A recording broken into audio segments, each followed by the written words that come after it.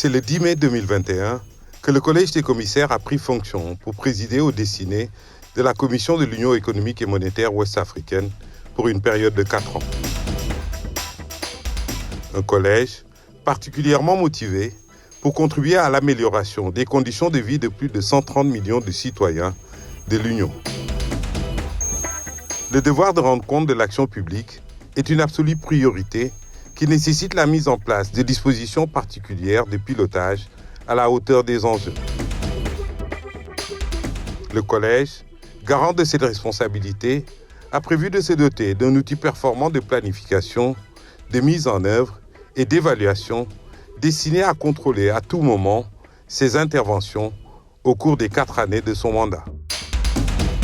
Ce sera CAP 2025, cadre d'action prioritaire 2021-2025.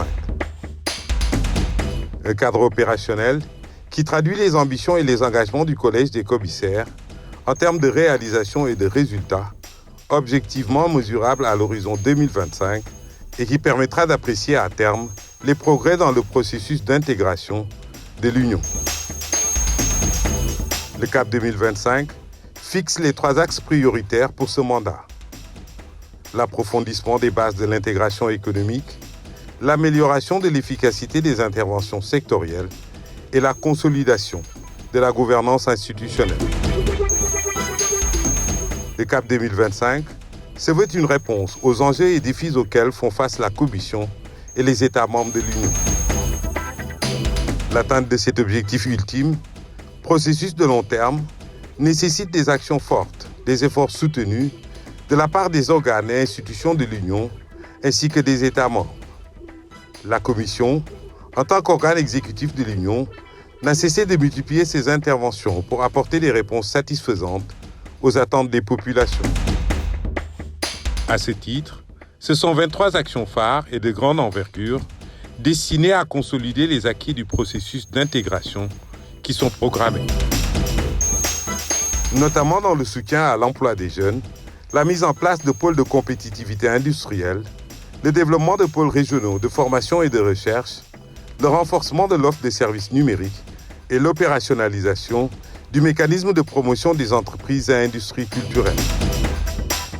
En matière de soutien au développement du secteur privé, avec le renforcement des capacités de mobilisation des partenariats et d'absorption des ressources extérieures, le développement d'infrastructures de transport et de transit performantes et l'amélioration de la coopération transfrontalière. En réponse aux réalités climatiques, environnementales et sécuritaires qui menacent l'Union, la Commission a su prendre les dispositions indispensables et opérationnelles en matière de promotion de l'agriculture durable, de renforcement de la sécurité alimentaire et nutritionnelle et de traitement des risques épidémiologiques et sanitaires. Des actions concrètes et complémentaires qui contribuent à projeter sous l'impulsion de la Commission, chaque jour un peu plus, l'UEMOA dans une nouvelle dimension. Celle d'un espace de liberté intégré et harmonisé, une zone sécurisée où il fera bon vivre. La vision que nous avons de notre commission, c'est d'en faire une institution moderne. Une institution moderne dans son fonctionnement, dans sa dynamique, mais également dans ses relations avec les États, avec les populations et avec tous les partenaires économiques et financiers.